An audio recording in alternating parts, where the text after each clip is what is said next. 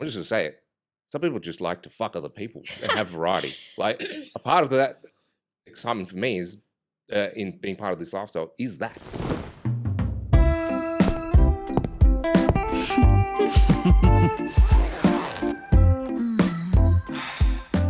Welcome to Swapping Secrets with OSS. My name is Jess. My name is Lawrence. And if you guys haven't already, please go and spank that subscribe button.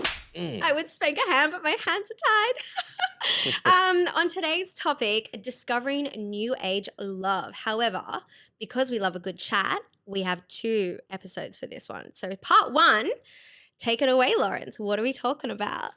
Today we're going to be discussing the younger generation, so the older Gen Z, younger millennials, and how they're rethinking relationships and rebuilding them from the ground up and moving more towards non-traditional relationships. Oh, good or luck. a greater percentage of them are. And as a little fun thing in the middle of our episode, we are going to be taking some definitions out of a butt. That's Well, so out of intriguing. the butt. Which We're going to be talking out of our ass. pretty much. So stay tuned for that because it is going to be very, very sexy. So Lawrence, my little bookworm, you have done a bit of research on this topic. Would you like to take it off for us? Yeah, so I was thinking about this, and like, you know, you and I have a lot of anecdotal stories and feelings about like what people are into lately, obviously because of the club that we run. Yeah. But I was just sort of I wanted to do a little bit more research on, are there actually like peer-reviewed studies out there that actually look at this information, and also along with that, like maybe just more, I guess, like the, you know, non-peer reviewed stuff like, you know, news articles and opinion pieces and all this. And also app dating, like apps that have a lot of data on the people, Like on our their Fields users, and our Bumble. Field, Bumble, OkCupid, all that kind of stuff, and sort of the data that they might be showing from there. Yeah. So when I was looking up the peer-reviewed stuff, I actually found, and I've seen some of these studies before, I'm pretty sure, because they're fairly old. Like they're like some of the more, I get the more expansive ones, like there's one from Richter's. It's called I don't know, it's a big health review thing. It had over 20,000 respondents, so it's a pretty big sample size. Yeah, Heavy. but conducted in 2014. So a little bit outdated. However, still 20,000 people for that. What kind of evidence did you get from Well, this? the key finding from that one was like just under 3% of people report being into swinging or some kind of non-monogamous. That's still pretty big. It's pretty small. For 20,000 for 2014, when it wasn't as advanced or as maybe not advanced as known, that's pretty big. Yeah. You got to think another 11 years on top of that, people definitely would have added a bit more information, educated themselves a lot more, given themselves more of that backing. Yeah. So to still have that 3%, it's pretty big. I should also qualify that like this study came from Australia, so I did preference, you know, stuff from Australia as most relevant to us in terms of our side, and then I went more global. I started with like Canada, then I went to the US, UK, and Europe. Yeah, nice. Obviously, Western countries that share like similar sort of values in terms of like everything that we sort of live around. And most of the information that came back in terms of people, sort of how many people participated over a population size, is around 3%. So it's fairly consistent across the studies. Even in the European countries, I feel like those Europeans are quite liberated, and it's very, very actively seen on like socials and within like news articles and stuff that they're a lot more like they literally have clubs called liberating clubs. Yeah, but maybe that's population size, right? So there's 3% of Australia's population size. The actual number is a lot smaller than 3% of Europe's population size. So there's a study from Norway in 2002 and 7. Same, about 3% reported as CNM, consensually non-monogamous. Okay. The studies do find that younger adults are more into this, as that's non-surprising.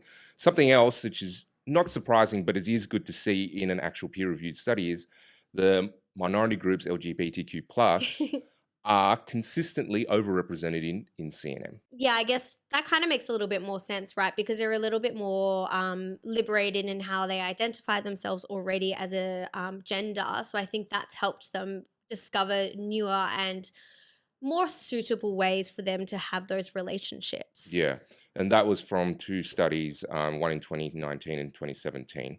Oh, so a lot more But then it's recent. contradicted with another study in 98, 90, and 2007 is like most of the participants skewed as heterosexual couples. Oh, okay. Yeah. Well, look, I think it's definitely changing no matter what throughout the years. And I think we've definitely progressed into a lot more of that ethically or consensually non monogamous relationship styles. It's definitely seen a lot more in couples in the club, like you said. I mean, I have really close friends who are in that younger generation. They're in the Gen Zs, and they both have all tried like monogamous relationships, and it just didn't work for them. So the Yeah. three of them have just built their relationship through an ethically non-monogamous relationship, and they all have this beautiful communications, this ground rules basically for their relationship. However, they're always continuously with different people, or they're doing solo stuff together. It's just something that seems to have fit their relationship, and it's prevalent through all of their friends. It's not just them alone. Yeah. Well, I also wanted to find out why people Yeah. choose these non-traditional relationships like swinging, non-monogamy, open, polyamory, whatever it is. I just called it like the umbrella term is I like is just a non-traditional monogamous two people in a relationship. A couple of studies, it's like autonomy and authenticity, right? And this is like, for me personally, it's just like monogamy doesn't feel right for me. It's like this doesn't align with just me as my core values as a person and what I believe. Because you and Michelle identify as monogamish as well, or because that's what Jamie and I We just say identify as. non-monogamous, but then we can go down like the very the nuances of what we are. Other people obviously, and I think this is super important. Diversify needs and fulfillment, which is something like sometimes I feel like kind of gets brushed over, especially in the talk of like relationships and maybe the polyamorous discussion about love and connection and relationship. Mm-hmm. I'm just gonna say it. Some people just like to fuck other people and have variety. Like a part of that excitement for me is in being part of this lifestyle is that. Well, it's like a mammal thing. I feel like I'm maybe quoting this wrong, but it's a mammal instinct, a primal instinct to want to explore and like and see different things. Isn't that kind of within our instinct and our nature, is to want to continue to explore, whether that be sexual, whether that will be love. I mean, I'm on the same boat with you where I like fucking other people. I'm very emotionally in tune with just my partner and just keeping that love towards him, because I don't think I have that emotional capacity to give multiple people that love. Yeah. Care, sure. My vagina, definitely. But the love part stays to my partner, unfortunately, guys. Yeah, and this is two studies, one from 98 and one from 2007, Jenks 98 and McDonald. They talk about couple bonding as treating swinging in particular as a way to strengthen their relationship. So exploring those things together and then having the experiences together enhances the primary relationship. Oh, I which 100% is agree. where I fall into. I think that's where I identify most as. Yeah, no, I think I 100% agree with that. Like, it's definitely because my partner was not in this relationship or in this style of relationship until he met me. It's definitely built our communication levels up so much more, to the point that we've actually actively become more swinging or more ethically non-monogamous since having our child, because we're able to have that communication really quickly and deal with things in such a more mature and open way that, it'll be, we're out for drinks and then suddenly we're like, do you want to fuck that couple? And then we end up going and having chats with people, whether it's like it actually happens, but that thought process is there. And we're now so comfortable to be able to talk about it. So, we're not stuck in this box of like, you can't talk to people at the bar. You can't go up to people and say, hi, my name is. Like, it's been a bit more acceptable, which is fantastic. The non-peer reviewed stuff. So like the research, a lot of the stuff came from the ABC. So go to the ABC for the younger generation. If you're like, it's not just like old fogey stuff. You want to know about what's happening with the youth. Head to there. Definitely finding the trends as younger people are more into this as a whole. And this is also supported by things like app data, which we spoke about Like as well. field and stuff. Well, it's Yeah. because, we're so much more app-based as well. So a lot of our exploration comes from like social media, from all the apps that we're doing, like meeting people on Tinder, meeting people on Bumble, meeting people on Field, and you've Yeah. probably got so much research from that, right? So the shifts in or the uptake of things like E&M, C&M, or any of those Yeah. terms. So field from 2000 since 2002 shows a 30% increase year on year of Wow. terms like E&M in people's category descriptions and profiles. Yep. OkCupid reports a 42% increase in E&M mentions. So they're massive Do you have anything numbers. on TikTok? Oh, not TikTok. Tinder. No, nothing on Tinder. Damn it! Because I was like, that's how I met Jamie. So I was just out of pure curiosity. I mean, like, I is guess something more like I'm sure you we could put it with probably field, extrapolate right? from that somewhere in between those numbers. It's kind Yeah. of like that, between 30 and 40%. So it's a fairly big number that's Do you rising feel more. like maybe it's because so now in like Field and in Bumble, you're actually able to identify yourself in those labels, and it's Yeah, because because of they have that. those categories, right? Yeah. And it's super Whereas searchable data for them, right? So they exactly. want to know. Yeah. And I'd love to see more of these studies, but there's so much out there, right? Who's doing it? Is it really younger people? Because we talk about it's like it feels like the younger generation are really uptaking this a lot more. Yeah. From some things like reports in the ABC and OkCupid and other Mm. things, it's like yes, younger people are into it more, but it's obviously you got to take into a grain of salt. Like younger people are on these apps more, so it's kind of like how do we find out whether The older the older generation. generation? But Field does answer this. Go Field. 16% rise in users over 40. So it's not just, Well, like it's smaller than probably the younger generation, but there is still an uptake from the and I'm getting into this category, right? well, I was going to say we both have partners in that generation. Yeah. Like Jamie's 50, Michelle is in her 40s. I can't remember. So I think I'm a mid millennial. I'm You're a a younger Gen Y. You're a younger millennial. I didn't make the Gen Zs, guys. I Yeah. tried really hard. I was 2 years old. It was so upsetting. And again, same sort of like why people do it: autonomy, authenticity, a diversifying Diversify. need fulfillment, community inclusion.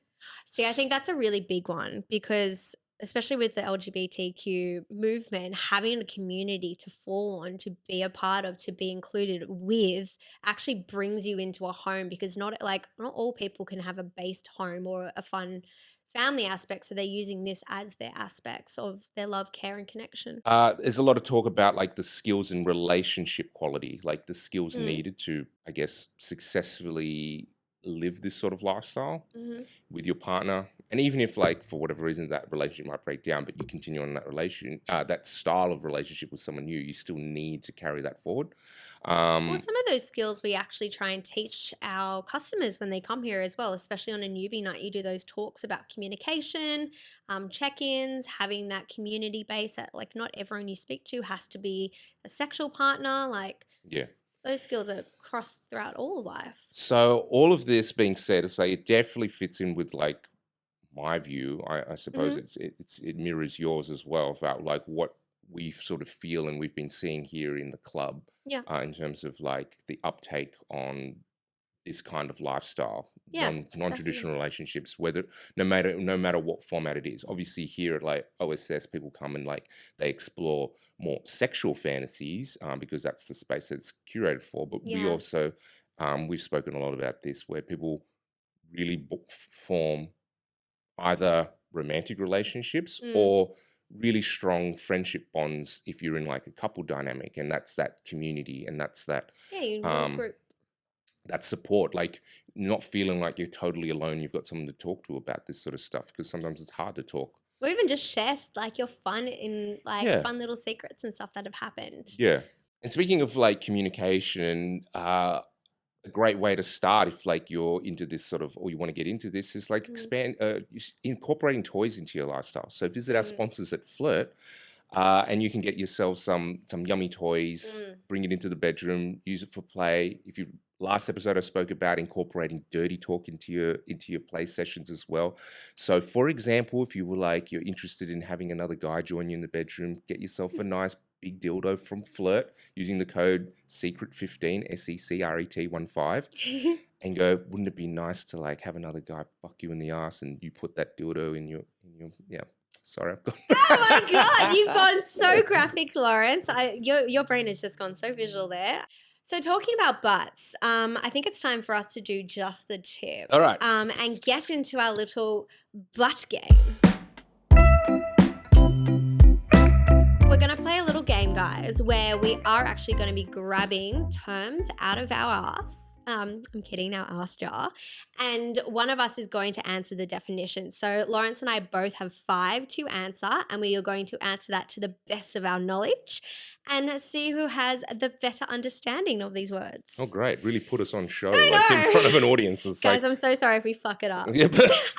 So, Lawrence, your lucky first one. Oh, it's a bit sticky. I like it when it's sticky. Consent. Did you say? I thought you said consent. I was just like, what happened here? I've gone all stickified. Okay, so consent. sorry. Define consent. All right. So consent to me is the agency and autonomy one person has to either agree or not agree to any proposed situation or request from another person. I mean, I or couldn't. Persons. Person or people. Or people. People. I mean, I agree. I think we've worked pretty hard on trying to figure out a definition for consent. So I do really like that one. In the club, it looks like, hey, I'd love to make out with you. And then we talk about consent is fuck yes. Anything below a fuck yes is a fuck not no. acceptable. Yeah. Should we do 1 for 1? You just got to grab out one of Sure. the pink bits. You're getting out a pink one? You're a pink one All because I'm doing pink and you're getting purple. All right, Jess. Oof. Autonomy. Hey, I use that in my definition. I know. I was going to say. Autonomy is being on the same playing field, thought field, or understanding as your partner, the group, or the people around you. Making sure you are not just a one, you are a whole. You can always correct me or add The to right to define and live your relationship according to your own values rather than society's default script. So you have autonomy over your own.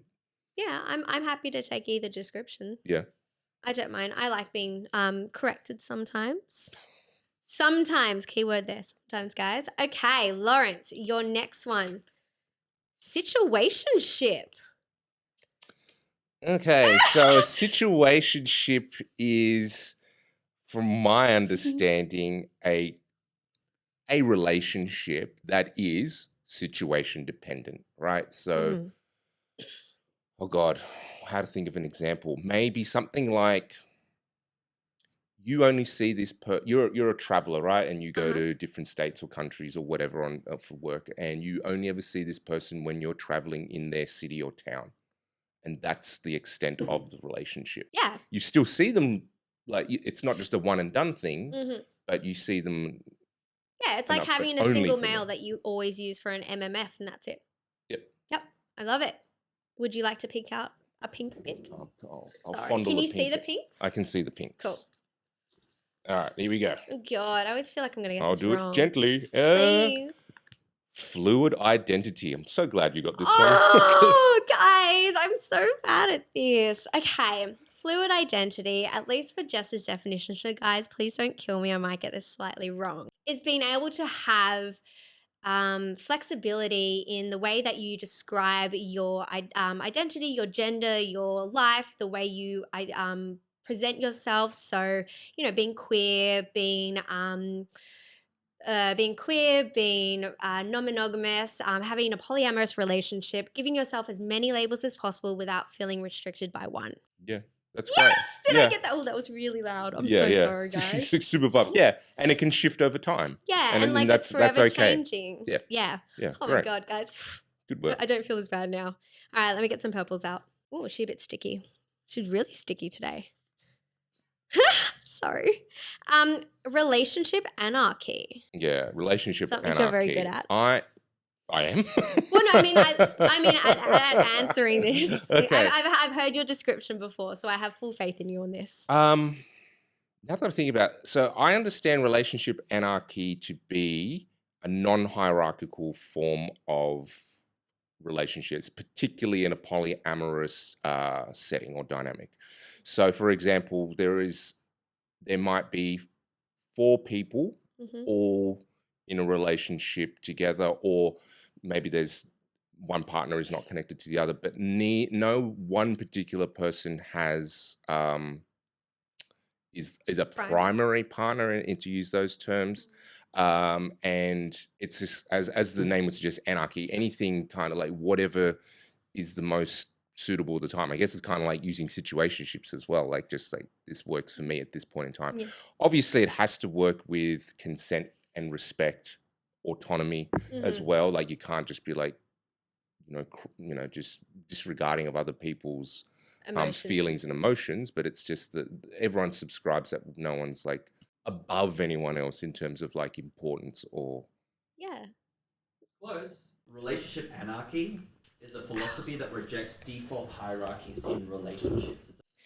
right. Okay. Okay. I like this better where Gabe like chimes in with like wrong. Gives us- Well, look, I'm glad I didn't get that question because I would have fumbled that a little bit. But that's good to know that So, it's slightly different. relationship to anarchy- I thought. Relationship anarchy is the philosophy, non-hierarchical relationships is the practice. Yes. Wow, Man, that was actually really quickly well said from that knowledge that we just got. I feel like I learned something here today. Would you like another pink bit? Sorry. This is great. The hard work of freedom. Freedom is bought with The blood, hard sweat, work and of tears. freedom. I've like, oh my God. Is this like, am I supposed to talk about my military service here? Am I meant to? Oh my God. I'm hoping this is. Oh, you're answering this. I know, relax.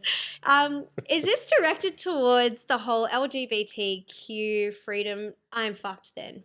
I've got, oh my God. Can you reread that for me? The Reread hard it work of freedom. Can I work. give you my thought and then maybe Gabe, you Yes. correct us both? Yeah, sorry, I'm a bit stuck on this one. The hard work of freedom, I'm going to build on what you just said, is like, Yeah. in terms of like LGBTQ rights and stuff like that. Yeah. To have, I guess, the freedom to practice these kind of things that are fringe, that are minority, is hard won by people having to fight against what is traditionally fighting against traditions and what is the norms and what is expected. Yeah. To say that, hey, just because we're different doesn't make it bad and it's okay. But that takes time and takes a lot of energy to change people's thinking and focus. And I think ultimately legislation, right? Having rights to protect you. It's pretty close.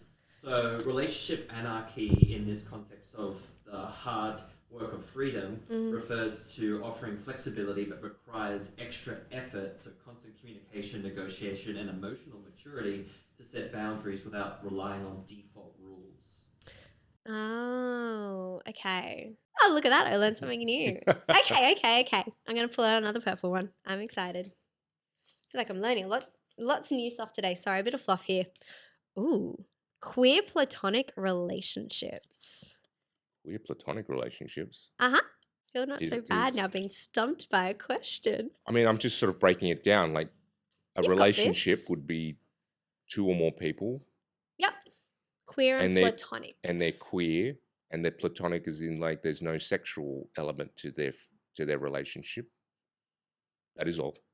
That is all. Our producer. Is that it? Oh my God, you smashed it. High five. Well done. Okay, have a pink fit. You're allowed a pink fit because you smashed that question. Non-hierarchical love. Basically what Lawrence described before, where you can have 4 people who don't have a set hierarchy, no set primary. Everyone has an equal or somewhat equal balance between how they respect, they talk, and how they communicate with each other sexually or emotionally. Yes! Thank you, Lawrence, for giving me that answer earlier. Okay, lucky last, Lawrence. All right. Oh, she's really sticky still. I'm so sorry. Is this my last one or your last one? This is your last one. And then I get one more afterwards. Polyamory. Well, the breakdown Why did you giggle at that? The breakdown of the word, it's a meshing of 2 words, poly meaning many and amory, amorous meaning love. So it's many loves, people in multiple loving, connected romantic relationships simultaneously. Sexy. And my lucky last pink bit. Oh, it wasn't planned to be pulled out last. Stigma, also a sponsor of this video. Oh my God. Okay, so stigma is the negativity or the hate or the disagreement towards those of a different type of style of relationship, gender, or identity. It's basically those who, like us, have to work really, really hard to ensure that we promote and advocate in the most positive way possible because we want to be able to be accepted and have that understanding. Yeah. One of the super common stigmas that people in non-monogamous relationships and non-traditional relationships face is, and you see it everywhere, they're spreading disease and all this kind of stuff. Whereas actually this is probably an episode idea for another time, like the actual health of people in non-monogamous relationship and the education levels that we found around people in non-monogamy is generally higher than those who are in the more traditional relationships because they understand how to protect themselves and their own community. So with that, we have partnered with Stigma Health, who are offering 10% off if you guys purchase your kit online with them. So Play Safe 10. We'll add these to the notes and they can send you your discreet and your sexy little STI check kit. Yeah, so you can do this all online without having to go to a GP and all the whole rigmarole about just keeping yourself or knowing your sexual health status up to date. Keeping our community safe. So it's a really easy way to do it and really fun and confidential. Well, I feel like I have learned a thing or two, especially at least how to define some of the terms that get thrown around in our club or inside of our relationships that we have. Yeah. And I really enjoyed knowing some of those facts. I'm going to dive a little bit deeper into those little Yeah, I'll facts. show you my multi-page research. Yes, please. So Give me your bookworm stuff. Yeah, it was really I love interesting. it. It was interesting to find basically what we kind of already knew, but seeing it actually kind of in black and white as well. Yeah. So it's not just an imagination thing. Well, And also, I mean, I really love those terms of like learning and actually how to like solidify those definitions in my mind a little bit more. well, look, pulling things out of your butt can always be a good thing. Yeah, so what did you learn about this topic? Please send us a comment, message us. You can leave a comment or DM us on social medias, or even better, like send us a voice message and we can play it on the episode. It's always fun to hear you people. Don't forget to spank that subscribe button and rate us 5 stars sexiness. And if you guys love us so much, please jump on all socials to find us at Swapping Secrets Podcast. We're on TikTok, Instagram, and YouTube. So please come find us, come watch us. Tell us if you're loving the new podcast videos as well, because we do like tips and hot tips. Yeah, we can't wait to whisper into your ears next episode. And stay sexy. We'll see you at the club. Bye, guys. Bye.